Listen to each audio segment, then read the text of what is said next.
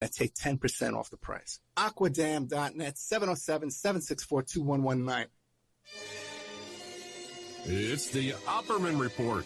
Join digital forensic investigator and PI Ed Opperman for an in-depth discussion of conspiracy theories, strategy of New World Order resistance, high-profile court cases in the news, and interviews with expert guests and authors on these topics and more.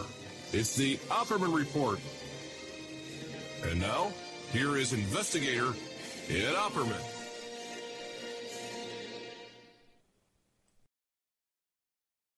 Okay, welcome to the Opperman Report. And I'm your host, private investigator Ed Opperman. Okay, yeah, I'm a little sicker than I thought. Okay, I've been really sick all day long. I lost my voice, and I've been gargling for the past few hours and drinking that hot throat coat tea, hoping that I could get through this tonight. I canceled my interview this afternoon. Pretty much spent the whole day in bed. But even just hooking up the intro here, it's kind of drained me. I think I'm ready to go to bed. But so much has happened this week, I want to try and get through this. Now, you could find me on Instagram and Twitter at the Opperman Report, or just Opperman Report. And my Twitter followers, now my Instagram followers have doubled the past week because I've been updating it regularly. You can go there now, and at the top where it says the stories, you'll find the 3 new shows that were posted that week. So everyone wonders, where's the new content? I can't tell what's new and what's used. Now there will be no doubt if you're hooked in on Instagram as well. Otherwise, just keep in mind the new content comes out Friday nights. But I've been posting a lot of stuff up. The first one is about the show coming up right after this. What is that called? There's a Lifetime true crime series about the topic, but I got the real inside story that's way more in-depth than what they have. This is probably Ed Parnell, who does some audio work for me, said this is probably the most dark episode we've ever done. And it's called Frogging, Hider in My House. And it's about this family. They lived in military housing. They came home after a week, and they got into a huge confrontation with this guy that was in their house. And that's what you'll find out if you listen to there's a New York Post article about it, and there's a Lifetime TV show about it. But when you hear our show, you can hear all the real details. This guy was doing disgusting, perverted things in that house. He was watching them for months, casing them out. There's other people involved. There's a religious cult involved as well that have the same bizarre beliefs as him that are probably out there doing this to other people. So this is an intense interview. So that's coming up right after this. Then right after that, I have coming up at the 10 o'clock show, if I'm even awake to turn the show on, did a show about what is that called? My Marrow, it's called. It's a new book. Oh, my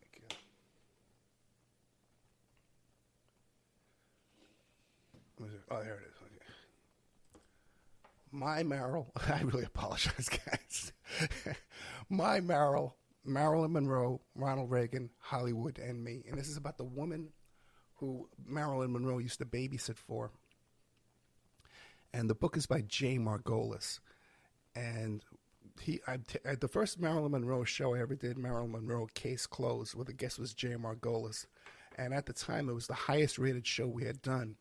And I actually sold 600 of his books that month. And then who knows how many after that. I wasn't keeping track after that. But it's funny, in the intro, he says, oh, yeah, I'm a New York Times bestselling author. I said, well, yeah, you're welcome. I didn't say that to him. A very nice guy, Jay Margolis. I like him a lot. Very talented and so passionate about the JFK assassination, his research into that. And some of this stuff, so much of this stuff he has right on the top of his head. He doesn't need to refer to notes or anything like that.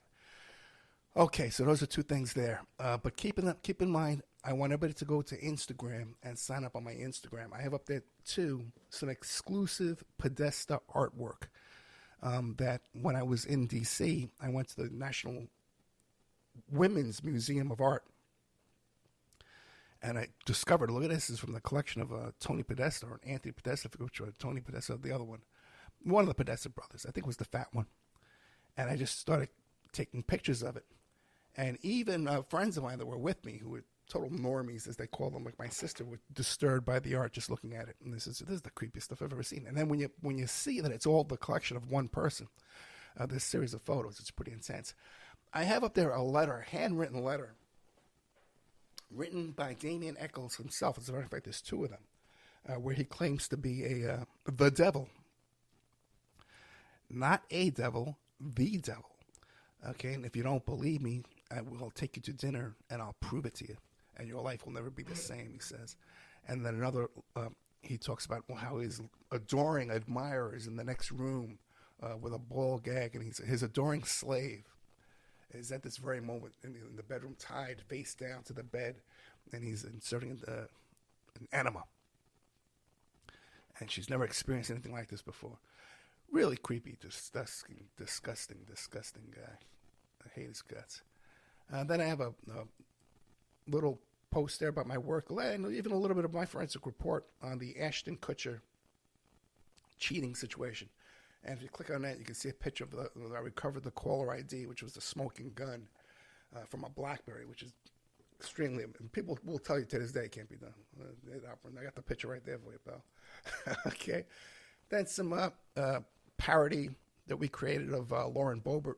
You know, remember how they had that picture of her posing with the guns behind her?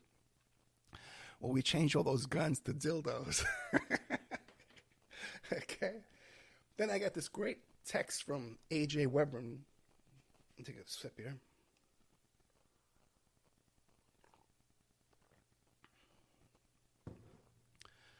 Where he talks about how he was friends with George Soros and how he was friends with Allen Ginsberg. And he believes that Allen Ginsberg gave George Soros oral sex in his apartment on Christopher Street. It's straight from the horse's mouth. A.J. Weberman is the guy that wrote Coup d'etat in America. He's been on the show several times. Then I got some still shots from my appearance on Dr. Drew, Part 1 and Part 2. And then I got the day Michael Avenatti was sentenced to 14 years in the California fraud case. We're going to be talking about that later on tonight, too.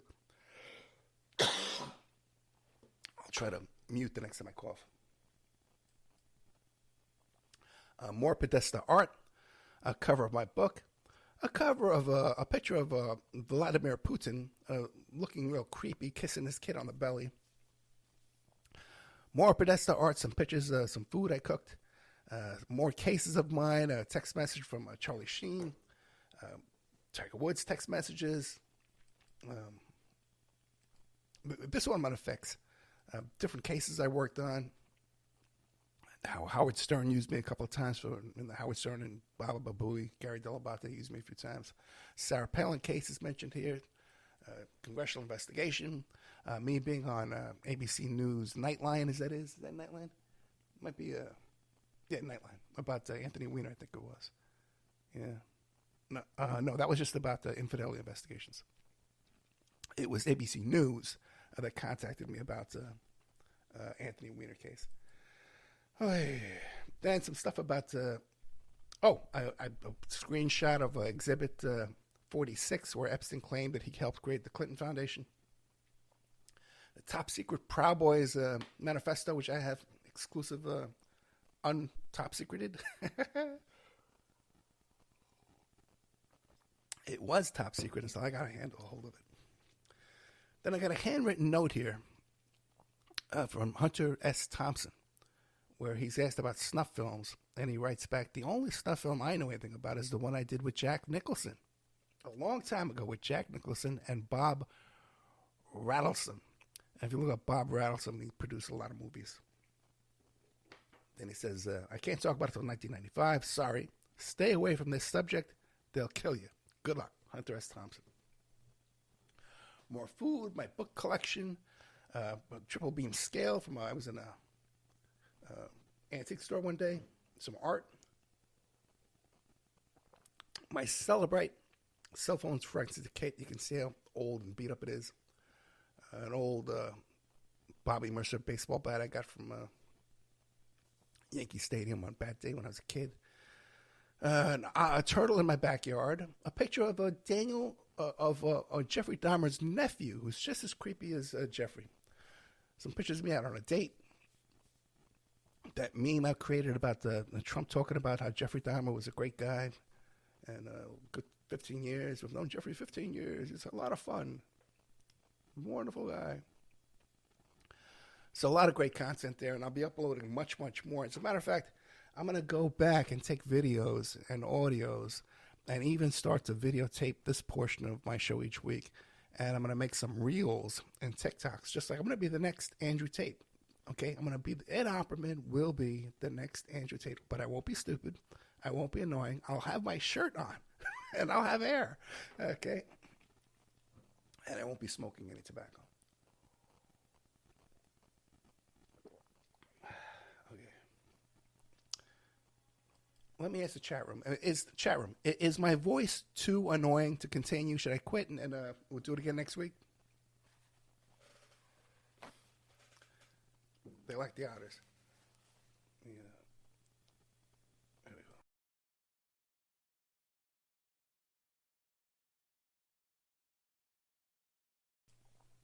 Okay, if my voice is too annoying, let me know in the chat room. No, the voice is good, they say. Thank you. I'm talking a voice all the whole time. Okay. Sounds good. Okay, great, because I feel terrible. I'm falling apart here, man. Hey, Paul, where's my notes go? There we go. All right. Let's see. I think we are ready to get into the show. Yes, we are. The show is called Settling All Family Business. Epstein, Avenatti, Crokin, and Aquino.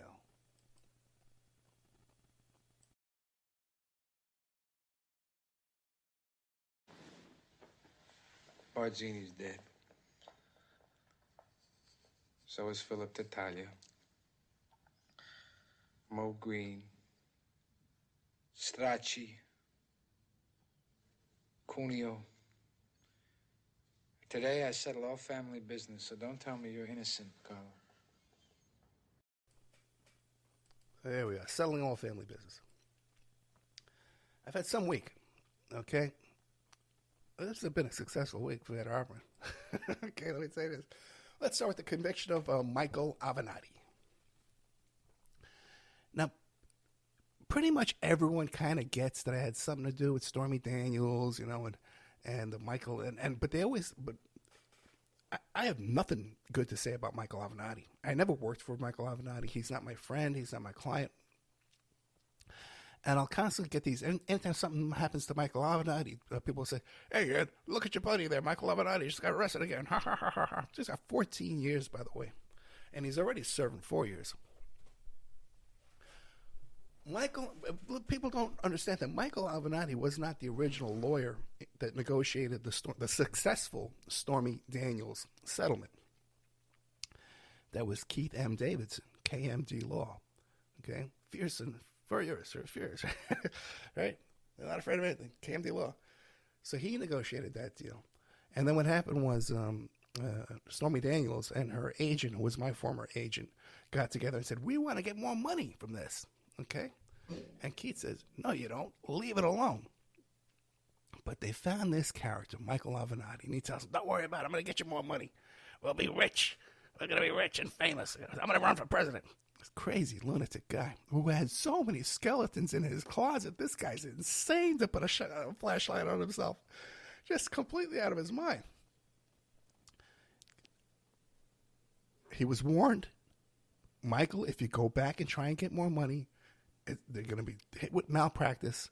You're going to lose, and she's going to have to pay back all that money. See, so when Stormy Daniels lost in court, she lost because she violated the non-disclosure agreement, and that's why she had to pay all that money back. In the meantime, Avenatti stole the money she got from her book deal, which was around $300,000.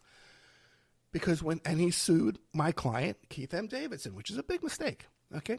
Because when you sue a friend of mine, I start looking into you, okay? So Ed Opperman got the ball rolling on this whole thing. When I first started looking into this character, I found some great information about a bankruptcy he was going through, about partners and ex-partners who hated his guts.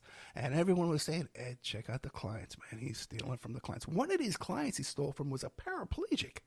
It wasn't just porn stars and stuff like that. So to understand this case, Stormy Daniels did have sex with Donald Trump. Stormy Daniels was paid $130,000 not to disclose that information, to keep her mouth shut. Donald Trump and Michael Cohen said that was legal expenses, legal fees that he took deductions for in his taxes from his businesses, and it was also campaign violation laws violations. That's an open and shut case that's just been reopened in SDNY, New York, okay? You look for a conviction there, or at least a prosecution. There was a conviction of Trump Organization this week. I don't know why anybody's not talking about all this stuff. Where Weiselberg just got convicted. He's not going to do any. I don't think he does any time. I forget exactly what it was, but the Trump Organization lost that case. Okay.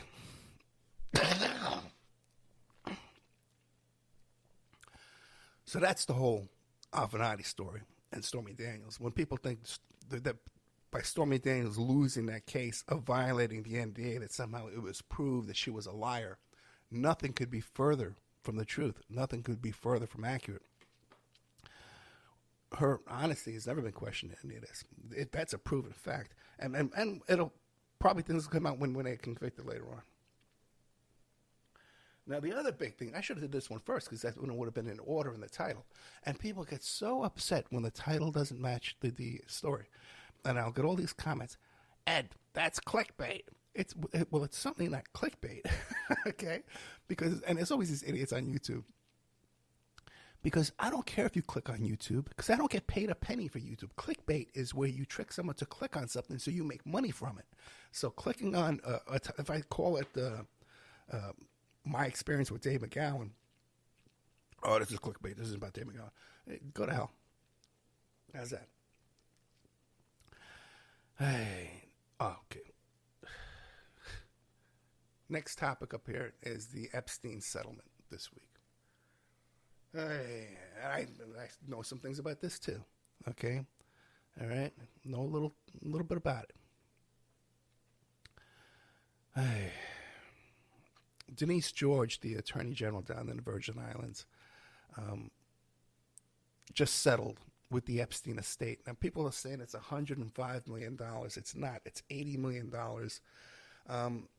Basically, the estate just has to pay the tax that they would have had to pay tax on if they didn't get a tax break from the Virgin Islands. So this isn't a great settlement, okay? The other 55 of that 105 that's being bandied about would come from the sale of half of the sale of the mansion and the property on Little St. James Island. So first they got to sell it. They got to find a buyer for that. The thing's probably falling apart. They got to sell it, and then supposedly they're going to get like $100 million or $55 million. So that's all up in the air too. Now, what's not being mentioned in this at all? Okay, and this is where I think that Hoffenberg would be unhappy with this deal. And by the way, you should know that this deal originated with, not the deal, but this prosecution down there in Virgin Islands originated with Stephen Hoffenberg. And all these people out there who say, oh, what did he know? He was out of the loop. He was convicted for fraud. And he doesn't really... all these people saying this crap have no clue that Stephen Hoffenberg got this case opened up in the Virgin Islands because he knew them. He knew the governor down there in the Virgin Islands. This is how he pulled this off. Okay? All right. And I guess now I can talk about it. And guess what? Stephen Hoffenberg introduced me to Miss Denise George down, the Attorney General, and got me a job. Okay, I was able to get a job down there for a few months, working for them as a consultant when they first opened up this litigation down there. So I think I know a little bit about what I'm talking about. And as a matter of fact, you can go and listen to the show. He offers me the job live on the air. Okay? Now, I couldn't talk about it after that. I signed an NDA, but the case is over now. I can talk about whatever I want. Now, why Mr. Hoffenberg would be unhappy with this today? First of all, it's really not a big punishment. There's a lot more money than this. But secondly, is that Darren Enzyke and Richard Kahn, who were attorneys and accountants and longtime business partners of Epstein going way back to Tower Financial, administer the trust that this money's coming out of. And they were allowed to skate away without admitting or suffering for any wrongdoings in this matter. Now, you hardly hear anybody mention these names: Darren Enzyke and Richard Kahn, K-A-H-N, Richard Kahn. And most of these potties and bookies and writers and Bitcoin people don't even know I guess they know who they are, but they don't understand the significance of it because they just don't understand the case. Do you remember when, let's not get into that because I'm too sick. I don't want to have a heart attack or a stroke live on the air tonight.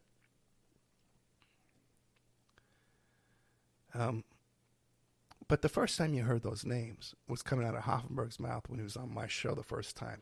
And even I didn't recognize these names because, I didn't have that kind of knowledge. And he was first-hand experience.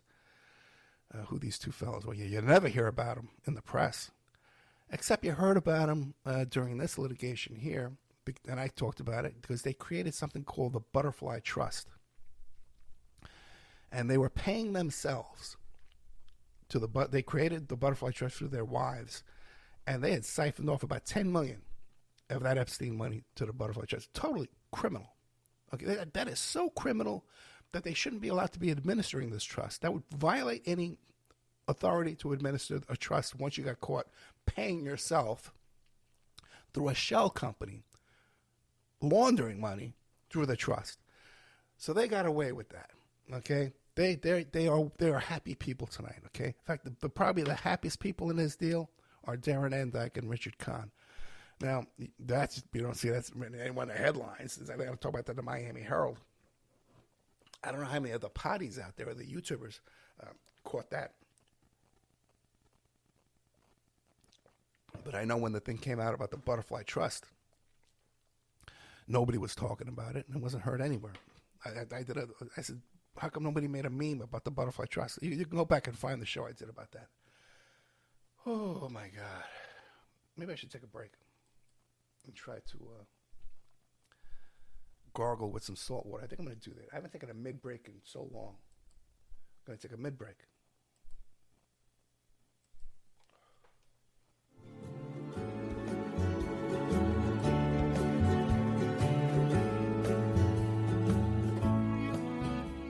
And now a word from our sponsors.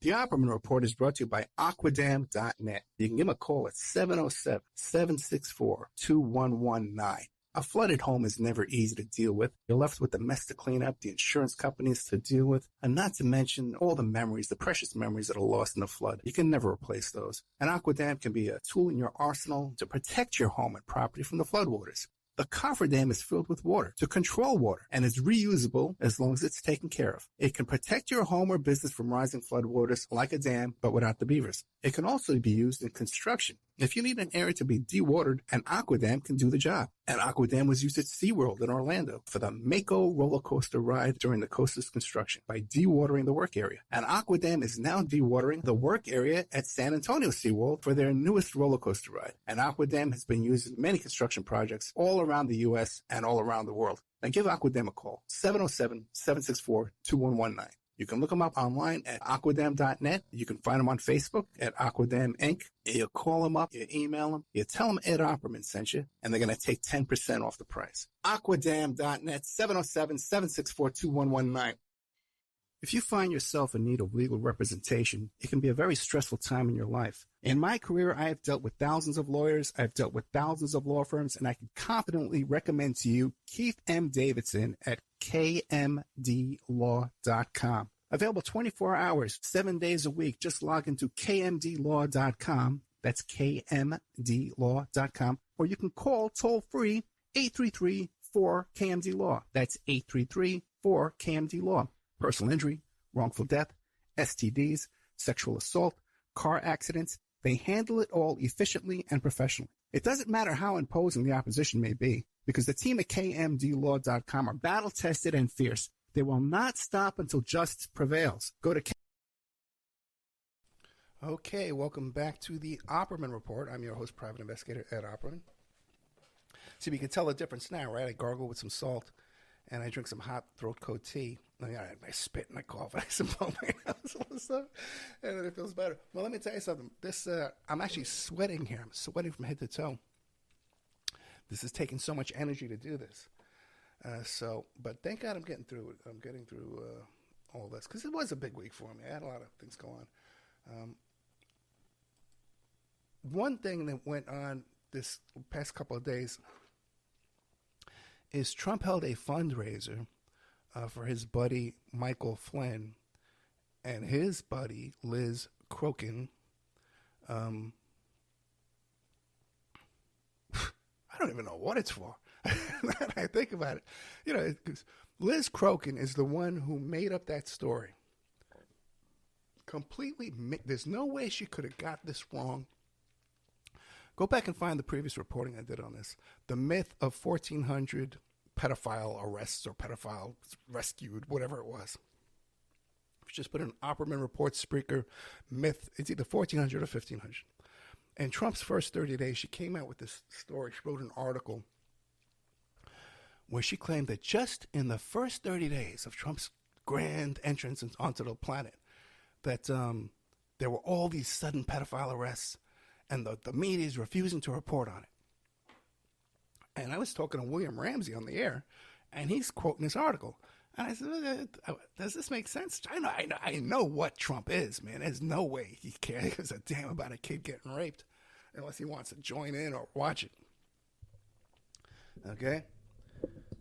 So I start looking into this, and I find the operation she's talking about, and it's an operation that had been in existence for years and years and years before Trump even imagined running for president. And she said the media was never reporting on it. Well, I found many articles reporting on it, and I found also the entire press conference that was on YouTube announcing one of these operations. Now, I also looked into this, and it wasn't that 1,500 kids were rescued or that 1,500 pedophile rings were arrested. It was more the standard catch a predator. You sit on a computer, you lure a guy in, you pretend you're a kid, and you lure the guy in. There was a bunch of those. Some of these arrests were adults working in massage parlors and escorts and stuff like that. And when the police would go to arrest these consenting adults, and they ran into children who happened to be living with these parents, they arrested the children too. They took the children into custody. So that's what really happened. So I went out of my way and I said, well, I got to find out now, is this unusual? Is this more than under Obama? So I contacted the public information officer for this police department. I forget where it was right now. It was a long time ago. And I contacted him and I says, well, he says, oh, no, these have been going, this is routine. This isn't a larger amount. This is what's been going on for years and years and years. And we've been doing this under Obama. This has nothing, this isn't a new thing under Trump. It's not at all. And I kept going back and doing more research and going back and calling the guy back again. And after a couple of phone calls, I didn't even have to identify myself. He recognized my voice, okay? I had done so much work and so much research into this.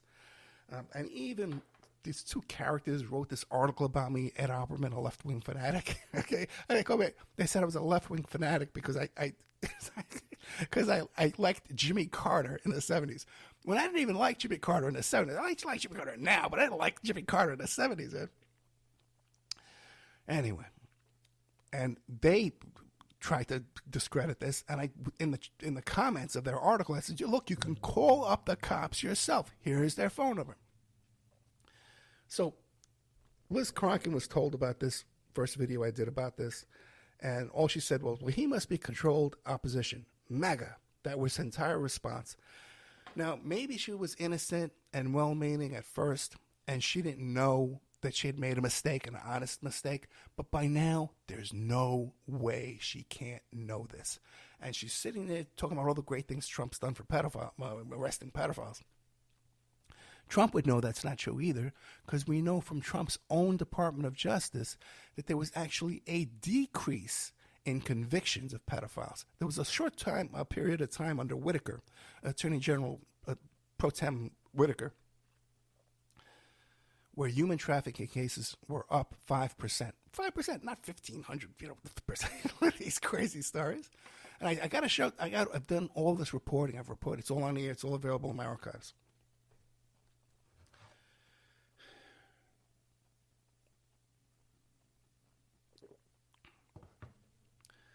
So, convictions actually went down under Trump. And that's the fact that comes out of the Department of Justice statistics. Cases were up 5% for a short period of time. I don't know how it ended up, but at the time of the congressional hearing with Whitaker, he said it was only 5%. So, and what's more ironic in all of this is you have all these Trump buddies, like the Proud Boys and stuff like that, going after these drag queens. Drag queen story times. And what's fascinating too is, many drag queens are heterosexual, okay? Whereas, I guess trannies or transvestites would be transitioning, So you got all his buddies, the Proud Boys, are going after these, what are they called again? Drag queens, right? O.J. Simpson's father was a drag queen. Did you know that? He worked as a drag queen, a very famous one. So much so that just in a small town just recently, they shot up the electrical power transistors centers in order to shut down the power to one of these drag queen shows, and where kids weren't even allowed. It was 18 over. So Michael Flynn and his buddies at the Proud Boys are against this, but we heard from Mr. Patrick Berge, who's friends with all these guys, who knows Flynn, knows all these guys, was at January 6th, was at Giuliani's place examining the Hunter Biden laptop, all this stuff.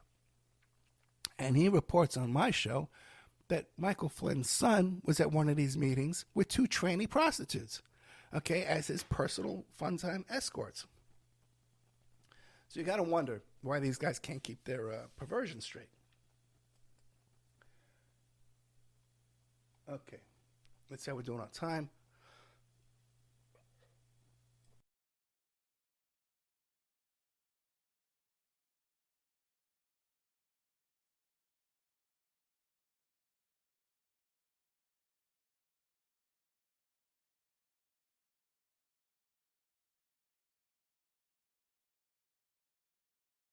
Ooh, that was a big cough. Man. Ooh, almost fell out of my chair. So hard. Oh, my God. Well, here's the last thing. Can't believe I'm getting through this. If you're following this whole thing about Balenciaga, it's on my phone. One of the women who works at Balenciaga. Come on, stupid phone. Why is it doing this? Where's Twitter? Okay. She goes by the name EU Cannibal or European Cannibal. Her real name is Bianca. And she goes by the Instagram handle of,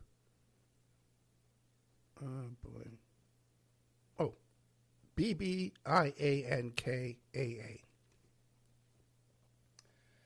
Now, remember a couple of weeks ago I was telling you a story about that cult, those cult members that were basing their cult religion on Dave McGowan. And then there was some cult activity around my friend in Nevada right around the same time. And then I was contacted by the member of this cult. And that's how I went to look and found the connection with the McGowan. Well, turns out that woman is mutual friends with this Bianca person here. And there's a photo of this Bianca person who works for Balenciaga. And I have that other guest too that's all hooked up with Balenciaga. It's a picture of her with Michael Aquino, and she's calling him Grandpa. He's got a big smile on her face. She has a big smile on her face. Now, all of her content on Instagram, which has now been covered up, it's gone private, is some of the most disturbing material I've ever seen in my life. It makes Pizzagate look like Looney Tunes, like Bugs Bunny, okay?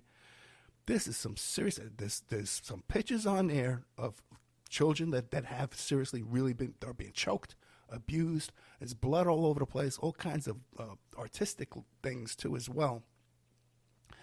Now, there's a thread on Twitter, okay, that I'm not going to put it on my Twitter because I'll get shut down. But even when I try and post that thread, just the link to the thread on Facebook, Facebook doesn't allow the thread to go through. Now, I sent it around to some people behind the scenes, hoping I'm leaking it, trying to get them to get it out so that I don't suffer the consequences, which I've done many times in the past. Okay? So, I don't have to take the heat. So, but this is really serious content. This is the real deal. And this is a woman who claims, at least, she's in a photograph with Aquino, who's accused of a long time doing these kind of crimes and these kind of murders. Now, I sent it over to one of my fellow potties out there, thinking, hey, who researches these type of topics and talks about these type of topics and writes book about these type of topics. And I sent it to him, and I said, hey, man, check this out, man. And this chick, I got a mutual friend with this chick, who's trying to insert herself into my life. And he goes and publishes the whole damn thread all over the place with my name attached, saying, oh, look at this. I had no idea Aquino knew who Ed Opperman was. Like, it's a big joke, And I tell you, first of all, Aquino's known who I am since way back in the early 90s on Usenet, going back and forth with those days. But he's definitely known who I am because I've had clients who've had issues with Aquino. So trust me, the guy knows who I am. So when you hear these other people talking about how they were assassinated for talking about Aquino on the radio when they were just about to release some information, they were killed. That's all garbage, man. And there's all stuff I'm really involved in. But the point I want to make to you is about these potties. I call podcasters potties now, by the way. Okay? And I'm going to start off calling them potties. But then I'm going to start calling them potties. Yeah, a little snarl at the end. Potties. Okay? Because, the thing is, you think these are like qualified kind of people because they're talking about the same things I'm talking about. And you think you could send them something in private and they would treat it responsibly. Just like, when I'm working on something, organized crime, biker gang, some kind of Hollywood type issue, scandal, and I need advice from other PIs and lawyers and stuff like that and fixer types who are involved in these type of things. You could send it to them privately, and they're not running to Twitter to blast these things all over the place. And it's just like night and day when you're dealing with serious professionals or people who are actually involved in these things, and people are just regurgitating this shit. Okay, how we doing? I said shit. Okay. Potties. That's what they are. They're potties. Only 38 minutes. I could tell you one real quick story. Okay.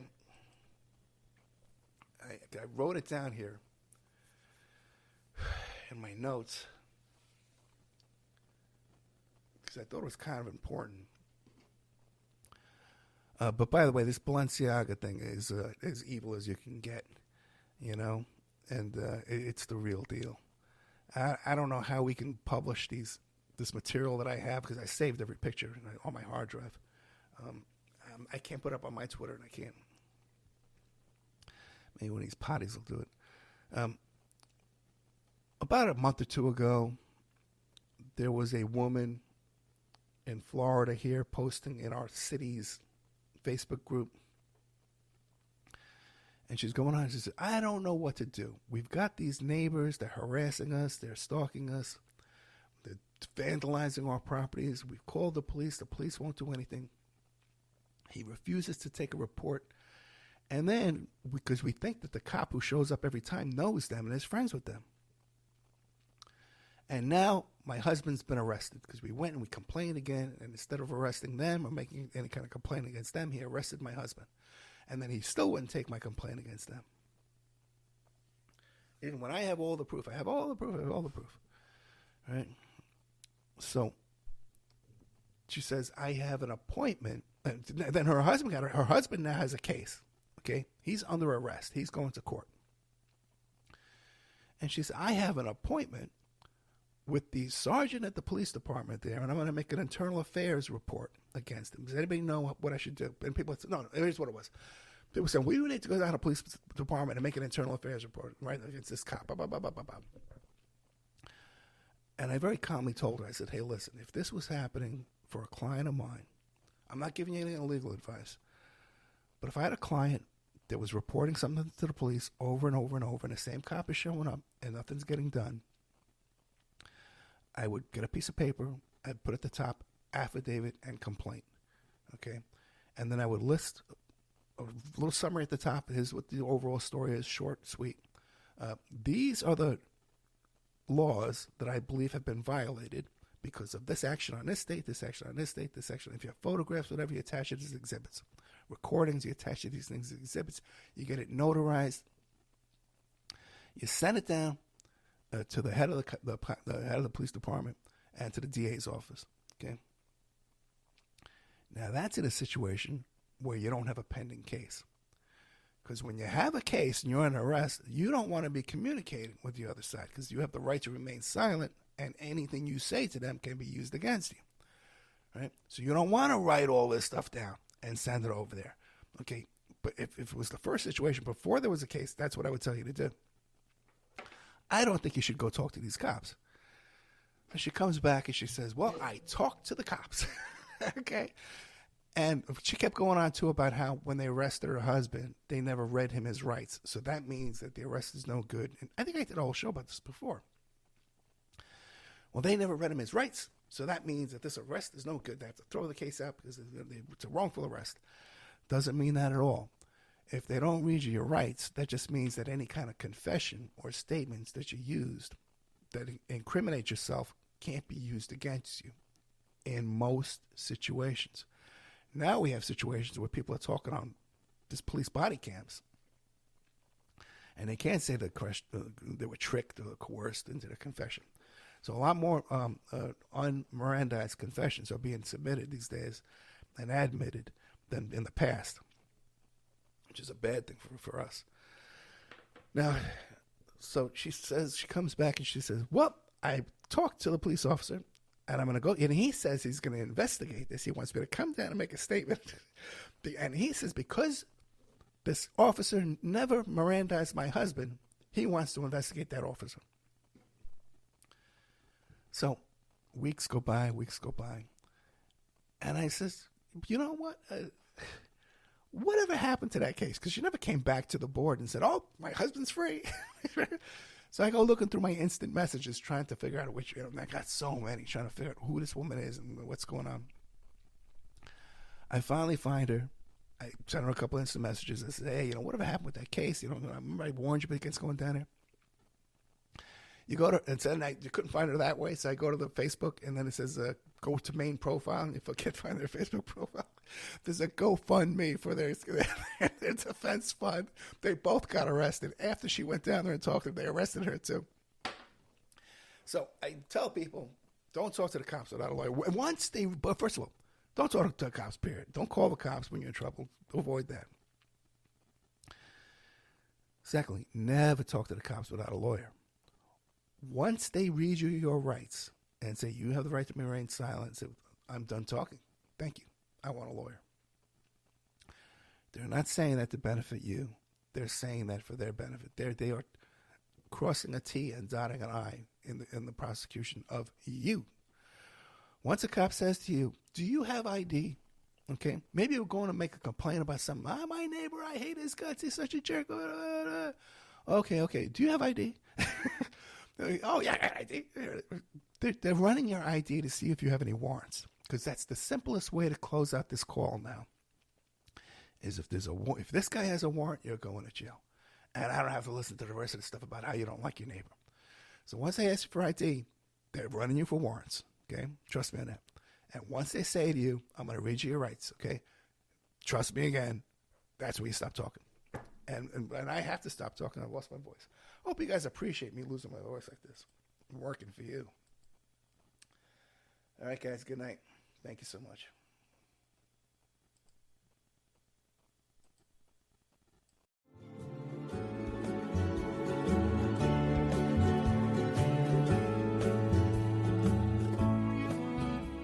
And now a word from our sponsors.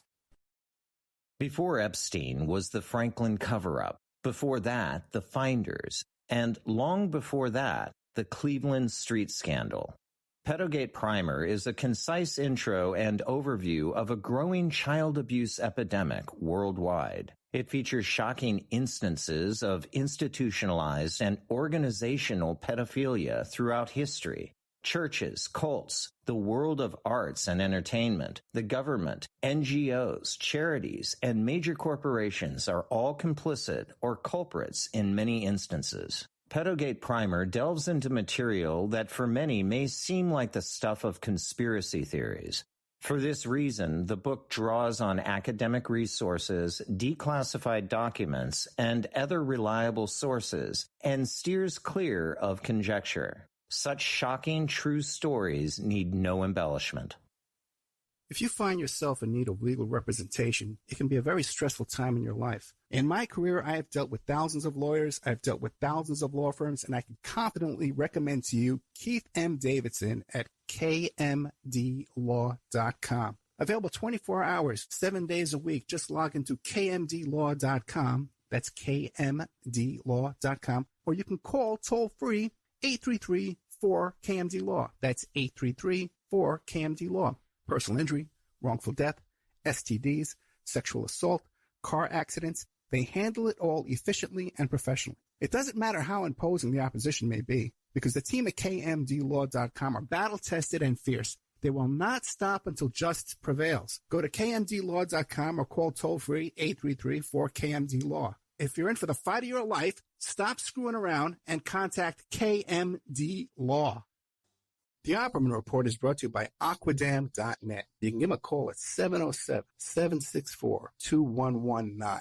A flooded home is never easy to deal with. You're left with the mess to clean up, the insurance companies to deal with, and not to mention all the memories, the precious memories that are lost in the flood. You can never replace those. And Aquidam can be a tool in your arsenal to protect your home and property from the floodwaters. The cofferdam is filled with water to control water and is reusable as long as it's taken care of. It can protect your home or business from rising floodwaters like a dam, but without the beavers. It can also be used in construction. If you need an area to be dewatered, an Aquidam can do the job. An Aquidam was used at SeaWorld in Orlando for the Mako roller coaster ride during the coaster's construction by dewatering the work area. An Aquidam is now dewatering